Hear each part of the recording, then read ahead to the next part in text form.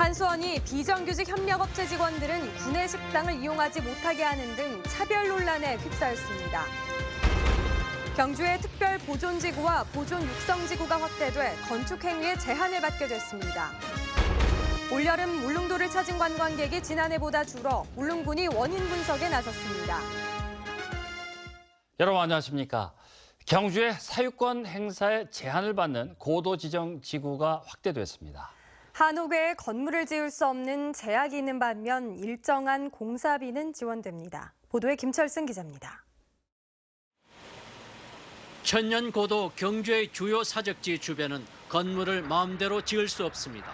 문화재청은 이런 제한이 있는 특별 보존지구와 보존 육성지구를 확대 고시했습니다.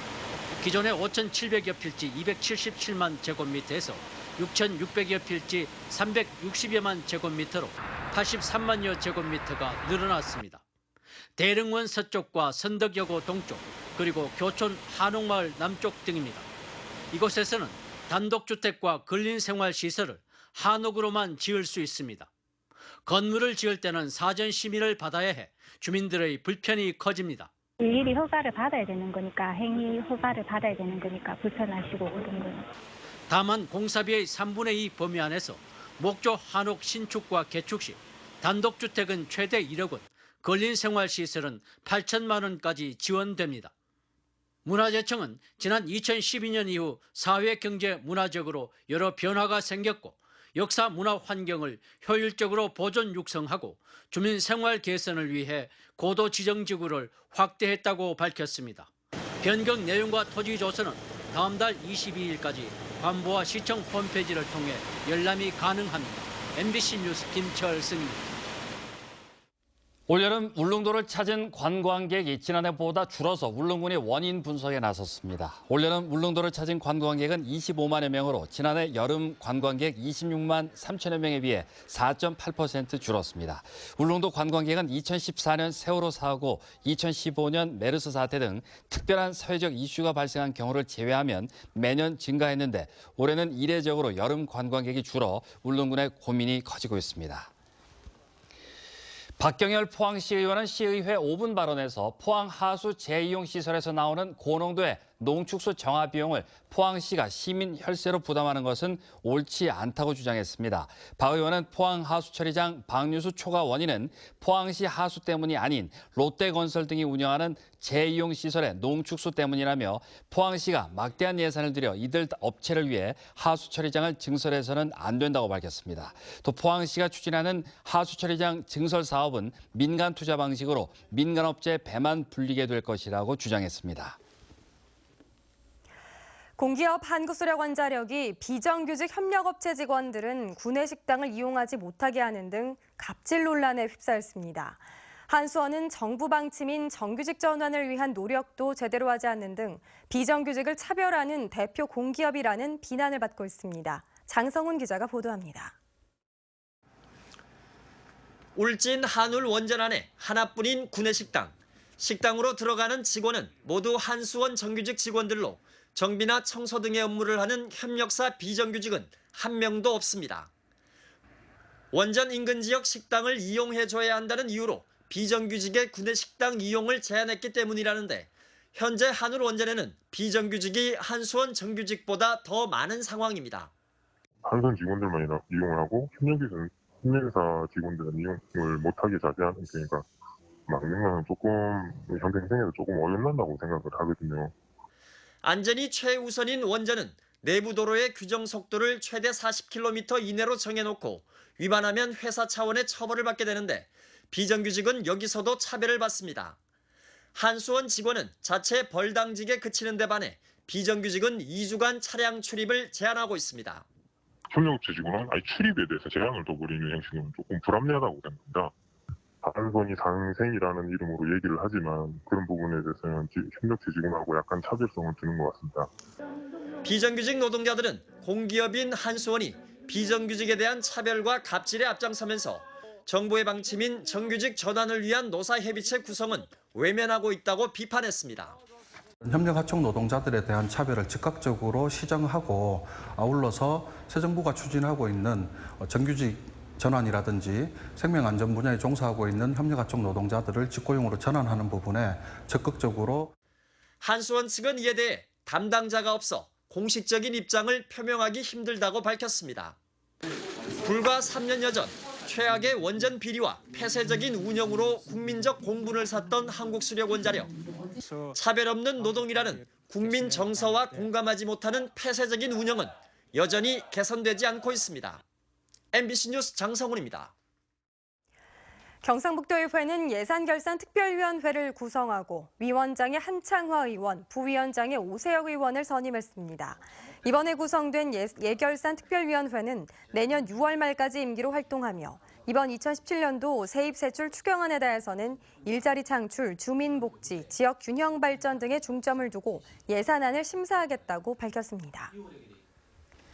새 정부가 출범한 뒤 여당과 야당 모두 대구 경북을 가장 먼저 챙기겠다면서 특위와 협의회까지 구성하고 현안에는 공조 방침도 밝혔습니다.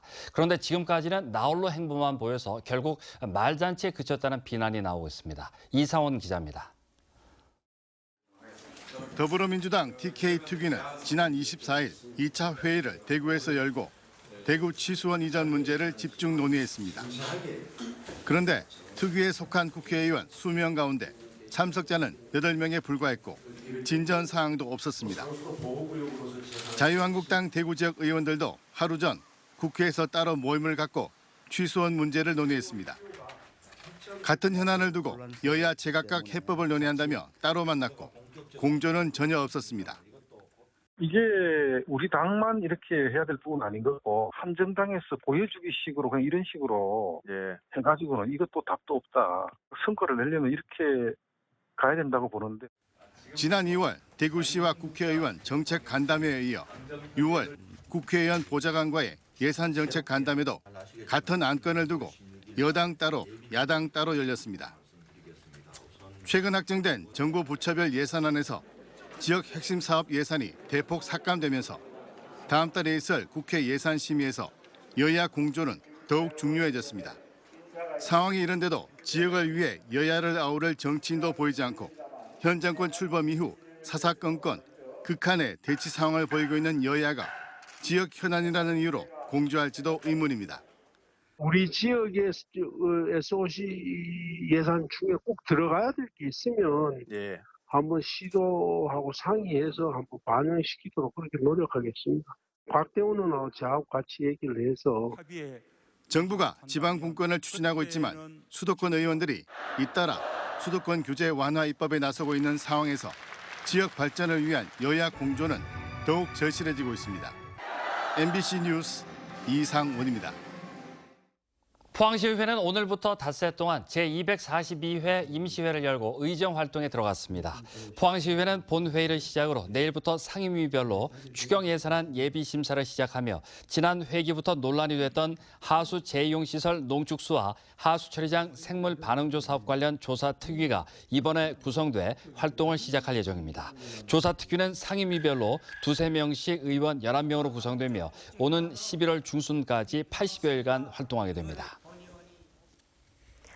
사드 발사기 4기 추가 배치가 임박한 것으로 알려지면서 성주군 초전면 소성마을에는 긴장감이 감돌고 있습니다.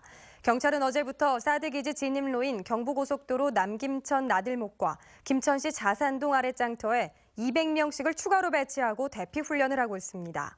또 오늘 국방부의 소규모 환경 영향평가 결과가 나올 것으로 알려지면서 이번 주 안에 사드 발사기 추가 배치 가능성이 높아지고 있습니다. 사드 배치 반대 주민과 단체들은 모레부터 다음 달 6일까지를 비상대기 기간으로 정해 추가 반입 저지에 나설 예정입니다. 울진군 소광리 금강송숲 등 전국의 10곳이 명품숲으로 선정돼 산림관광 명소로 육성됩니다. 명품숲에는 울진 소광리 금강송숲과 봉화 춘향면 우구치리 낙엽송숲, 단양 대강면 중령예길숲 등이 선정됐으며 이들 숲은 앞으로 지역 특성에 맞춘 관리와 운영을 통해 지역 경제 활성화 거점으로 개발합니다. 산림청은 이번에 선정된 곳 이외에도 다양한 유형의 구규림 모델을 발굴해 육성해 나가기로 했습니다. 포스코 건설이 카카오, 포스코 ICT와 인공지능을 기반으로 한 대화형 공공주택 음성인식 서비스를 구축하기로 하고 최근 양해각서를 체결했습니다. 이번 서비스는 카카오의 인공지능 플랫폼인 카카오 아이의 음성인식 기술을 기존의 스마트홈에 결합해 실제 사람과 대화하듯 공동주택의 사물 인터넷 기기들을 제어하고 정보를 교환하는 시스템입니다. 포스코 건설은 대화형 스마트홈 서비스를 내년부터 분양하는 더샵 아파트 단지에 차례로 적용할 계획입니다. 국제축구연맹 FIFA의 승인을 받은 2017 경주 국제유소년 축구대회가 오는 31일까지 엿새간의 일정으로 열립니다. 이번 대회는 스페인과 브라질, 호주, 중국 등 12개국 21개 팀이 참가해 시민운동장, 축구공원 등 6개 경기장에서 경기를 치릅니다. 오늘 밤부터 울진을 시작으로 경북 남부 지역에 비가 내리겠습니다. 이 비가 그치면 기온이 낮아지면서 선선한 가을 날씨가 이어지겠습니다. 안수진 기상캐스터입니다. 네, 오늘 구름만 많은 가운데 한낮에는 여전히 햇살이 뜨거웠습니다. 오늘 밤부터는 울진을 시작으로 비가 내리겠는데요. 새벽에는 영덕과 포항, 경주에 비구름이 지나겠습니다. 비가 오면서 동해상에는 돌풍과 함께 천둥, 번개 치는 곳이 있습니다. 바닷길 이용하시는 분들 주의하셔야겠습니다. 내일 오후가 되면 비구름은 완전히 걷히겠는데요. 비가 한 차례 내리면서 기온은 낮아지겠습니다. 내일 낮 최고 기온 울진과 포항이 26도, 영덕이 28도로 선선한 날씨 보이겠습니다. 자세한 지역별 날씨 알아보겠습니다. 내일 경북 동해안 지역에는 오전에만 비가 내리는 가운데 오후에는 구름만 많겠습니다. 낮 최고 기온 울진과 포항이 26도, 영덕이 28도고요. 경주 27도입니다. 울릉도와 독도 역시 오전에 비가 오는 가운데 오후에는 구름만 많겠습니다. 낮 기온은 울릉도와 독도 24도입니다. 내일 동해상에도 오전에만 비가 오겠습니다. 바다의 물결은 동해 중부 해상에서 최고 2.5m, 동해 남부 해상에서 2m까지 일겠습니다. 이제 정말 가을의 길목에 들어섰습니다. 내일 비가 한 차례 내린 후부터 기온은 차츰 내려가면서 선선해지겠습니다. 날씨였습니다. 포스코그룹이 권오준 회장 취임 이후 추진한 계열사 구조조정 계획 149건 가운데 89%인 133건을 완료한 것으로 나타났습니다. 기업 경영성과 평가 사이트인 CEO스코어에 따르면 포스코그룹은 올 상반기에만 포스코건설 계열사 등 19곳을 매각 또는 청산, 합병 등을 통해 중소기업에서 제외했습니다. 포스코는 당초 수립한 구조조정 3개년 계획을 올 연말까지 무난히 달성할 수 있을 것으로 전망하고 있습니다. 제18회 한일 호쿠리쿠 경제교류회의가 양국 정부와 동해안 4개 시도, 일본 3개 현, 양국 기업 등이 참가한 가운데 오늘 안동에서 열렸습니다. 이번 회의는 지방 소멸 같은 공통과제 해결을 위한 한일 지방 간 협력을 주제로 연구 발표와 토론으로 진행됐습니다. 이상으로 포항 MBC 뉴스데스크를 마치겠습니다. 네, 시청해주신 여러분 고맙습니다.